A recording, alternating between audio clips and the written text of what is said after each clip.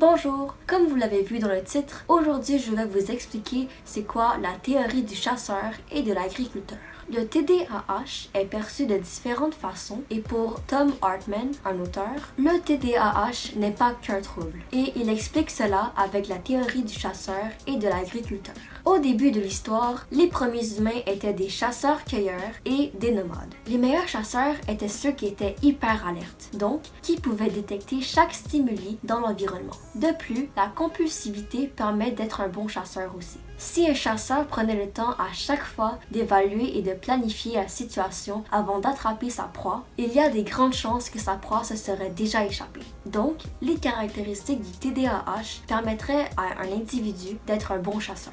Si on regarde l'histoire, les humains se sont développés vers un mode de vie plus sédentaire, donc des agriculteurs. Pour avoir une bonne récolte, il fallait absolument que les individus travaillaient de façon linéaire. Par exemple, les choses devaient se dérouler à un moment précis et d'une certaine manière. En d'autres mots, il fallait planifier et évaluer la situation avant d'agir. Dans ce cas-ci, c'était les personnes sans TDAH qui étaient de meilleurs agriculteurs. De nos jours, notre succès dépend vraiment du rôle qu'on joue. Un chasseur atteint du TDAH jouera toujours un meilleur rôle de chasseur, donc en tant qu'entrepreneur, pompier, policier, urgentologue, etc.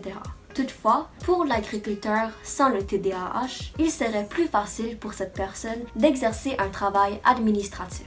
Pour finir, cette théorie vise à démontrer qu'aucun des deux n'est meilleur que l'autre. Le problème ne survient que lorsqu'une personne essaie de se conformer au mode de vie de l'autre. Par exemple, une personne avec un TDAH qui veut se conformer au mode de vie d'une personne sans le trouble. Donc, la théorie du chasseur et de l'agriculteur se résume à ça. Même si c'est très simple, je trouvais ça vraiment intéressant de vous l'expliquer. Voilà ce qui met fin à la vidéo. J'espère que vous avez aimé la théorie et merci. À la prochaine.